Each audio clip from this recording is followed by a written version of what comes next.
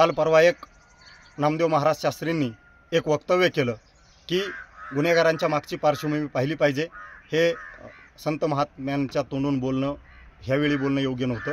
ज्यावेळेस त्यांच्या गावामध्ये जाऊन तिथल्या कर्मचाऱ्यावरती हमला झाला, हे जर त्या काळात तुम्ही बोलले असते, ज्या गुंडांचं ज्या आरोपींचं तुम्ही समर्थन करता, हा विषय साधू संतांच्या तोंडून बोलण्याचा नाही आहे। ज्या गडानं विखुरलेला समाज एकत्र केला, समाजाला दिशा दिली, वारकरी संप्रदायाचा विचार दिला, अशा गडाचे आपण महंत आहात आणि एका महंताच्या तोंडून असं गुंडांचं समर्थन करणारं एखाद्या राजकीय पुढाऱ्याचं पाठराखण करणं हे चांगलं नाही। हा देश संविधानावरती चालतो आणि कायद्यावर विश्वास ठेवला पाहिजे। त्या ठिकाणी कायद्यानं जे काही होईल ते त्या ठिकाणी आरोपींच्या बाबतीत होईल, परंतु जर वारकरी संप्रदायातील व्यक्ती, महान व्यक्ती जर असं त्या ठिकाणी वक्तव्य करायला लागले तर नक्कीच या ग्रामस्थांचा, वारकऱ्यांचा संत महात्मावरील विश्वास उठल्याशिवाय राहणार नाही।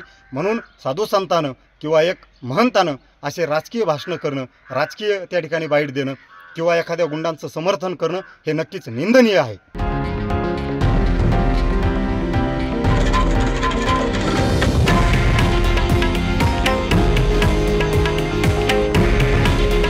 हे आहे देशातील नंबर 1 न्यूज नेटवर्क आणि आपण पाहत आहात TV9 मराठी। काळजी तुमची, हित महाराष्ट्राचं।